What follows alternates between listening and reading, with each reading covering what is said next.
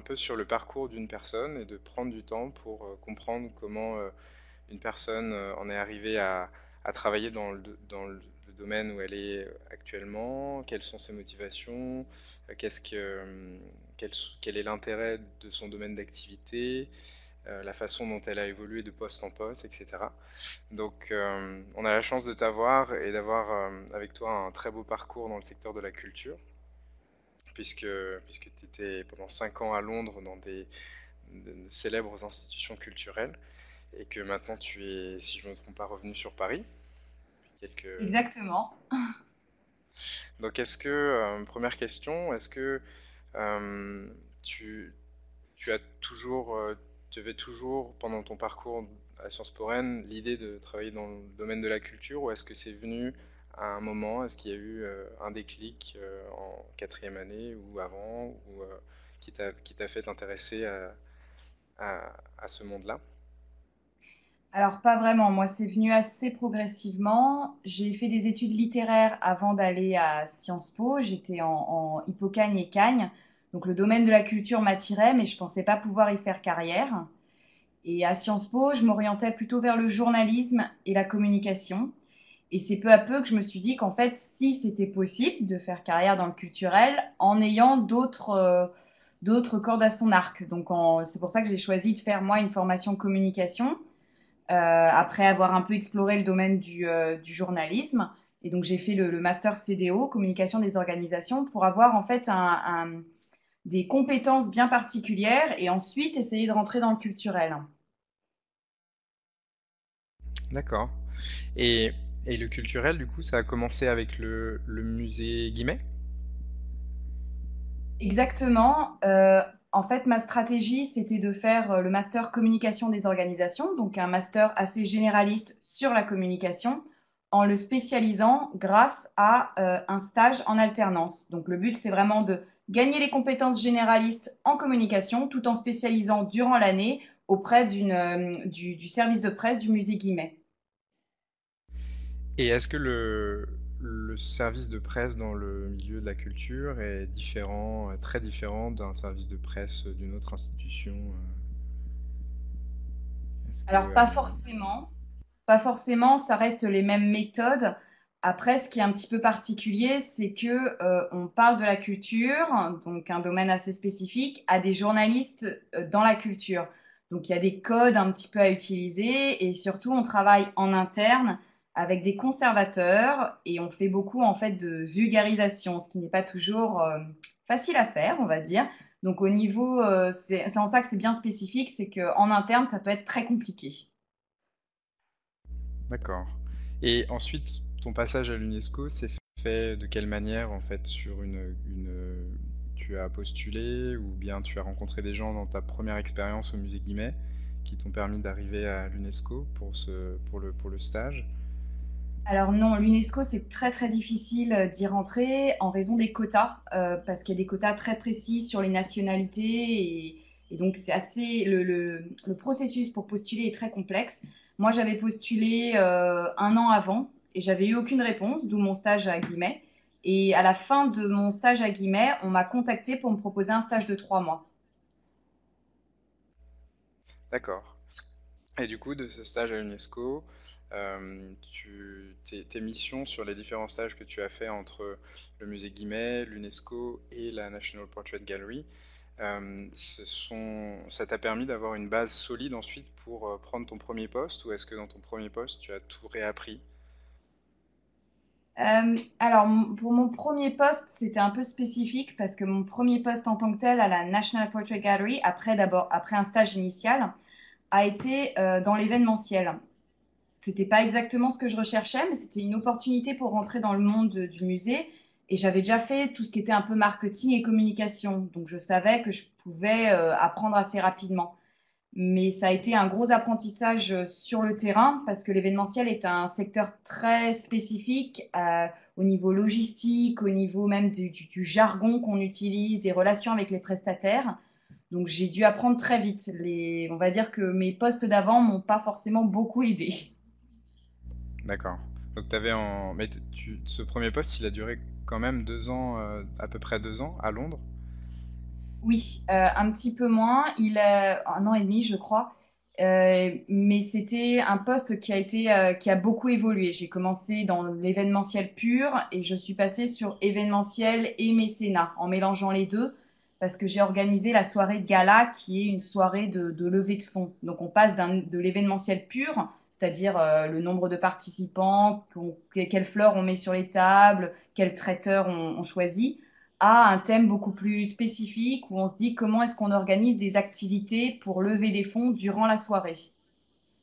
D'accord.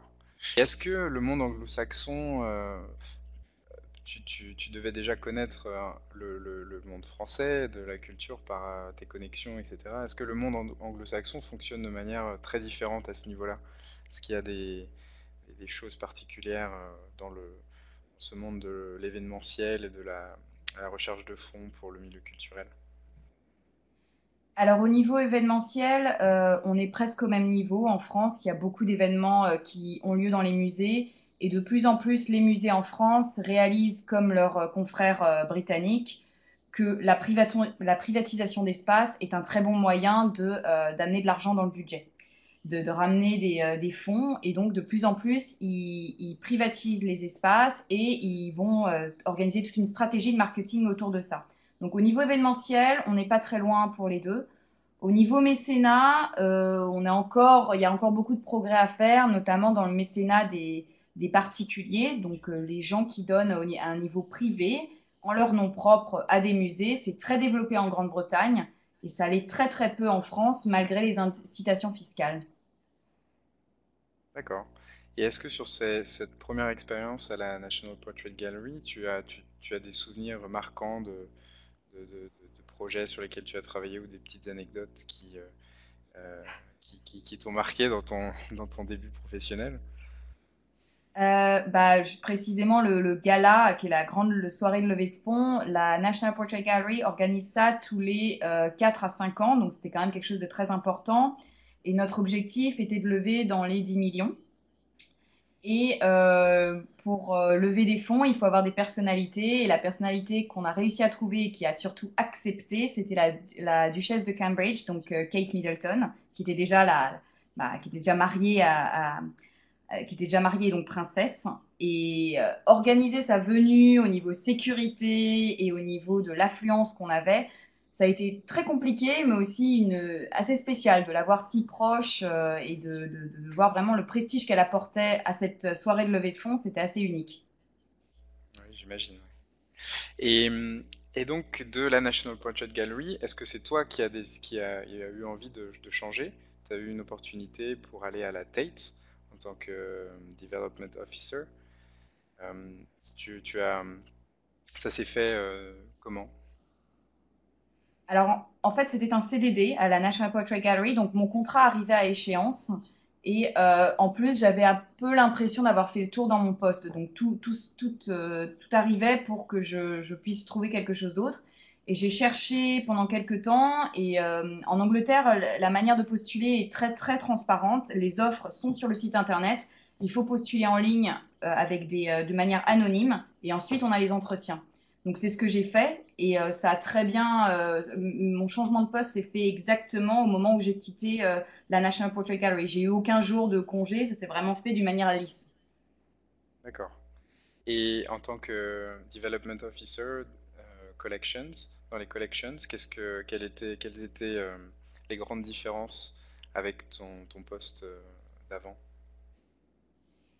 Euh, on travaille avec l'événementiel, la plupart du temps c'est avec des entreprises et donc trouver des entreprises qui veulent faire un événement et qui donneront donc de l'argent à l'institution par ce biais. Et moi, je suis passée à la Tate sur le mécénat individuel, donc le mécénat des particuliers. Et mon rôle était en fait d'animer le réseau des comités d'acquisition de la Tate, qui sont des comités d'acquisition au niveau international, avec des grands donateurs par cercle de mécènes, par région du monde, qui donnent aux environs de 10 000 livres sterling par an pour faire des acquisitions et enrichir les collections de la Tate. D'accord. Donc une grosse base de données de donateurs qui était dans tes mains ou dans dans les mains de ton équipe ou l'équipe dans laquelle tu travaillais? Vous étiez combien à travailler là-dessus? Alors, pour cette partie-là, les comités d'acquisition, on était trois en tout. Mais il faut savoir que l'équipe de mécénat de la Tate est l'une des plus importantes au Royaume-Uni et je pense une des plus importantes au monde, en tout cas dans les musées. On est une quarantaine de personnes. On était en tout cas une quarantaine de personnes sur le mécénat individuel et le mécénat d'entreprise. D'accord. Et du coup, vous organisiez des événements exclusifs pour vos donateurs régulièrement? Sous quelle forme d'événements, quel type d'événement c'était? Alors, c'est très compliqué parce que la fiscalité entre là-dedans, c'est-à-dire que pour défiscaliser complètement le don, en tout cas pour l'institution qui reçoit, qui ne paye donc pas de TVA, il ne faut pas offrir de contrepartie en tant que telle. Donc, c'est-à-dire qu'on ne peut pas dire, si vous nous rejoignez et que vous donnez 10 000 livres sterling par an, vous pouvez avoir un événement ou quelque chose comme ça. Donc, pour contourner ça, on offre des contreparties qui ne sont pas valorisables. Par exemple, dire qu'on rencontrera un conservateur pour nous parler d'une exposition, des choses qui n'ont pas de prix en fait, qui ne sont pas estimables. Et nous, on organisait des petits événements comme ça avec le conservateur d'une manière un peu informelle, plusieurs fois par an pour chaque comité d'acquisition. Et également deux réunions très importantes avec les conservateurs. Une pour préparer la liste d'acquisition, donc d'œuvres que la Tate souhaite acquérir. Et la deuxième pour voter sur cette liste. C'est-à-dire qu'on laissait au choix, on laissait pardon, aux mécènes le choix dans une liste des œuvres qu'il pensait que la Tate voulait acquérir. Et on le faisait parce que ces mécènes étaient également des collectionneurs. Donc, ils avaient une bonne connaissance du milieu de l'art contemporain et moderne de leur région du monde. D'accord. Ok. Et donc, à la Tate, quel est le lien ensuite entre ton poste à la Tate et puis celui que tu as trouvé à Paris? Est-ce que c'est dans la continuité? C'est dans la continuité, en prenant bien sûr une tangente. Ça fait assez longtemps que je m'interroge aussi sur le mécénat d'entreprise. J'en ai fait un tout petit peu lors d'un stage, mais c'est quelque chose qui m'intéressait et ça m'intéressait bien de passer du mécénat individuel à du mécénat d'entreprise. Également parce que j'avais pas forcément envie de m'enfermer aussitôt dans le mécénat individuel, on va dire assez tôt dans ma carrière. Je voulais faire un petit peu autre chose avant de me fixer. Et donc, le fait aussi de rentrer en France m'intéressait. Donc, j'ai trouvé ce poste sur la bourse interministérielle de l'emploi. Et pour moi, il rassemblait vraiment tout ce qui m'intéressait. Revenir en France, une institution publique et ensuite du mécénat d'entreprise. D'accord. Et est-ce que... Donc en fait, je me rends compte que j'ai pas sur LinkedIn, je vois pas le dernier poste que tu as pris à Paris. Est-ce que c'est sur un musée, une institution? Alors, la raison pour laquelle tu la vois pas encore, c'est que je finis ma période d'essai dans une semaine. Donc, stratégiquement, je l'avais pas encore mis. D'accord, c'est logique. Euh, Est-ce que c'est divulgable ou bien... Oui, oui, bien sûr, bien sûr. Je travaille pour Paris Musée, qui est le réseau des musées de la ville de Paris. La ville de Paris a 14 musées qui sont répartis partout dans Paris et également à Guernesey, puisque la ville de Paris possède un terrain là-bas. Et donc, ces musées de la ville de Paris sont plus ou moins connus par le grand public. On a par exemple le musée d'art moderne de la ville de Paris, le Palais Galliera, qui est le musée de la mode, le Petit Palais, qui est le musée des Beaux-Arts, donc des institutions très connues. Mais il y a des établissements qui sont aussi beaucoup plus petits et beaucoup moins connus, comme la maison de Victor Hugo, la maison de Balzac, le musée Zadkine, qui sont des tout petits musées assez peu connus. Et mon rôle à moi, c'est de lever des fonds pour tous ces musées, sur des expositions comme sur des projets de travaux ou des projets plus ponctuels. Et du coup, est-ce que tu es amené à... Parce que j'imagine que travailler avec des entreprises, c'est différent des donateurs particuliers dans le sens où tu dois peut-être être amené à davantage aller sur place, présenter. Oui, alors, je les rencontre parfois sur place. Des fois, j'arrive à les amener au musée parce que c'est aussi le but de leur montrer ce qu'on peut faire au musée. Je dirais que la différence avec les donateurs particuliers, c'est aussi surtout qu'on a un langage beaucoup plus professionnel. On va voir les entreprises en leur disant, voilà, on a besoin d'argent, on peut vous offrir ça et ça peut vous intéresser pour telle raison. Par exemple, vous avez besoin de faire des relations publiques, on a des espaces. Donc c'est vraiment un échange de bons procédés, on parle le langage de l'entreprise. Avec un donateur particulier, on est plutôt dans le domaine de l'émotionnel, de la passion, on va courtiser on va dire, on va courtiser un mécène individuel pendant quelquefois 2 ans avant qu'il donne de l'argent. C'est des dynamiques assez différentes. D'accord. Est-ce que tu aurais des conseils à donner à des jeunes diplômés qui souhaiteraient trouver des stages ou des portes d'entrée dans le domaine dans lequel tu travailles? Oui, c'est déjà de pas se décourager parce que c'est pas facile, mais surtout on le dit beaucoup que c'est difficile, donc ça peut décourager. Mais si vous en avez envie, vous pourrez le faire. Moi, ce que je conseille, c'est si on n'arrive pas à rentrer tout de suite grâce à un stage, ça arrive, mais c'est pas toujours le cas, c'est de commencer sa carrière ailleurs, dans un domaine qui pourra plus tard servir dans le secteur culturel, parce que le secteur culturel cherche des gens qui ont des compétences précises, le marketing, les relations presse, la communication, mais également des choses à laquelle on ne pense pas forcément tout de suite. Les produits dérivés pour un musée, par exemple, c'est extrêmement important. Ça fait des sources de revenus qui sont très importantes. Également, dans au service financier d'une institution culturelle, ça sert également. Tout ce qui est dans le service juridique, avoir des connaissances bien précises, par exemple pour lancer des marchés publics ou des choses comme ça, on est également très en demande. Pour l'événementiel et la privatisation d'espace, il y a beaucoup de métiers différents dans le culturel. Et je pense qu'une erreur de certains diplômés, jeunes diplômés, c'est de se concentrer sur quelques postes et de se lamenter sur le fait qu'il n'y en a pas assez. Quelquefois, il suffit de prendre la petite porte, d'aller ailleurs et de revenir ensuite. Super, merci beaucoup. Et qu'est-ce que tu retiens de ta vie d'expatrié à Londres? Parce que 5 ans, c'est quand même long, c'est quand même une grande période, une belle tranche de vie. Oui, oui, c'était assez long.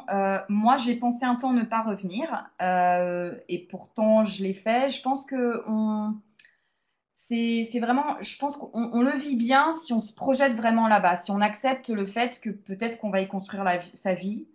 Moi, ce qui m'avait beaucoup attaché, enfin, ce qui m'attachait vraiment à Londres, c'était les différences et aussi les similitudes avec Paris. C'est une ville qui est assez ancienne, mais qui est beaucoup plus dynamique. Il y a une grande liberté et pourtant, il y a quelques règles bien précises à Londres. Et puis bon, Londres est quand même également très très proche de Paris. Donc pour moi, c'était une expatriation qui n'était pas trop difficile à vivre. J'ai passé un an à Hong Kong, j'ai passé également 6 mois en Nouvelle-Zélande.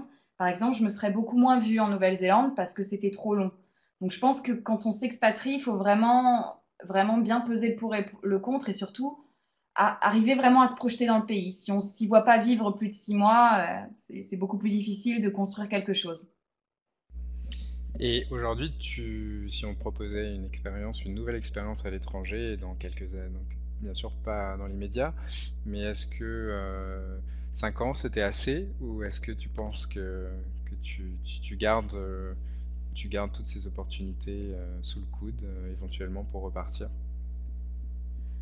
Oui, oui, oui, je garde ça sous le coude. Pour l'instant, je viens d'arriver en France, donc c'est vrai que je me vois bien rester 2, 3 ans, mais je n'exclus pas du tout de repartir. Après, c'est toujours en fonction du poste à trouver et des opportunités. Dans le culturel, par exemple, moi, j'envisagerais euh, pas forcément d'une manière facile de partir dans un pays où je ne parle pas la langue.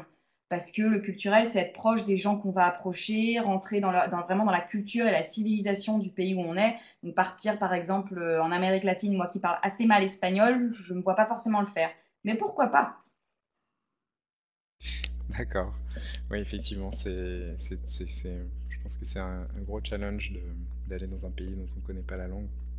Et d'ailleurs, ce serait très intéressant pour pour la prochain rendez-vous métier en webconférence de peut-être contacter quelqu'un qui vit dans un pays dont il ne maîtrise pas la langue. C'est une idée. Euh, et Je suis sûre qu'il y a plein d'anciens Sciences Po en Chine et en Asie qui pourraient en ouais, témoigner. ouais, j'en suis certain. Et Quelles sont les dynamiques actuelles du monde de la culture en France?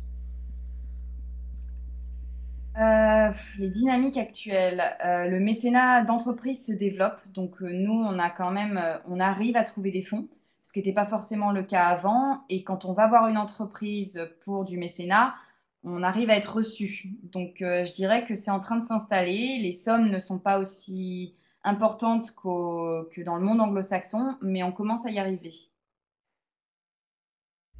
Et est-ce que toi, dans la façon dont tu vois ta carrière, donc ça fait 5 ans que tu travailles, est-ce que tu as déjà observé dans les différents postes que tu as eus des possibilités d'évolution de carrière? Est-ce que tu essayes de la construire ou est-ce que pour l'instant, tu essayes d'emmagasiner l'expérience et puis voir où ça t'amène et puis peut-être un peu avec plus d'expérience dans quelques années, te fixer quelque chose? Ou est-ce que tu as déjà Euh, un plan? j'ai pas forcément de plan en tant que tel parce que je préfère me laisser guider par le poste, vu qu'en plus je viens de commencer. Mais il y a des opportunités d'évolution, n'est-ce que dans le fait que on a une toute petite équipe à Paris Musée actuellement, donc il y a forcément des opportunités d'évolution. Il y a aussi d'autres terrains que j'aimerais peut-être explorer, par exemple le mécénat individuel en France. Moi j'en ai fait en Angleterre, ça se fait très peu en France. J'aimerais comprendre pourquoi. Et j'aimerais voir si on peut pas développer ça plus à notre niveau, au niveau de Paris Musée, au niveau d'un autre musée. J'aimerais vraiment pouvoir mettre en place ces stratégies de grands donateurs. D'accord, oui, effectivement, c'est étonnant qu'on n'ait pas ça en place. Est-ce qu'une raison n'est pas le... Parce que je sais en tout cas qu'il y a la possibilité de faire des dons qui sont ensuite défiscalisés, mais peut-être on n'a pas mis en place un système assez incitatif pour les grands donateurs. Est-ce que tu as déjà des idées pour des raisons pour lesquelles ça n'a pas fonctionné? Je pense pas que ce soit la faute des systèmes incitatifs, puisque en Angleterre, pour donner l'exemple britannique, le don des particuliers n'est pas défiscalisé, ou très peu. Et pourtant, ils donnent des millions et des millions. Je pense que c'est plutôt une question de culture, c'est-à-dire qu'en Angleterre, si on a réussi, il faut le montrer. Et comment on le montre? En ayant son nom quelque part dans un musée ou sur une exposition, en se montrant dans des soirées qui sont des soirées de grands donateurs. Et c'est vraiment se créer un cercle de personnes comme vous qui ont réussi. Et c'est comme ça qu'on arrive à les convaincre de donner. En France, on n'en est pas là, c'est une autre culture. Et je pense qu'il faut peut-être trouver d'autres moyens de les convaincre. Si c'est pas être visible et montrer qu'on a réussi, alors il faut trouver autre chose. D'accord, ouais, ça reflète bien la différence, je pense, entre le monde anglo-saxon et et le monde francophone. Je pense que moi, je l'accorde. Sous plein d'autres aspects, je pourrais donner d'autres exemples de ça, effectivement. Bah, je te remercie beaucoup. Je pense que est-ce qu'il y avait d'autres choses qui te semblaient opportun de rajouter pour donner des conseils ou des choses que tu voulais préciser? Pas forcément. Encore une fois, c'est ne pas se décourager et vraiment essayer parce il y a des postes et il y a tellement de possibilités, il y a tellement de choses à faire dans le culturel, notamment pour on va dire, le rendre plus fluide, enlever certains blocages. Et il y a des choses à faire. Donc ne renoncez pas. Voilà. Ok, bah, je te remercie beaucoup au nom de l'association. Et puis, comme on s'est mis d'accord, du coup, on va diffuser l'enregistrement audio sur le site internet pour que ça puisse profiter au plus grand nombre. Et puis, bah, à très bientôt, j'espère, dans les événements des anciens de Sciences Po Rennes à Paris. Bah, merci beaucoup et à très bientôt alors. À bientôt, Virginie. Bye bye. Bonne soirée. Bonne soirée.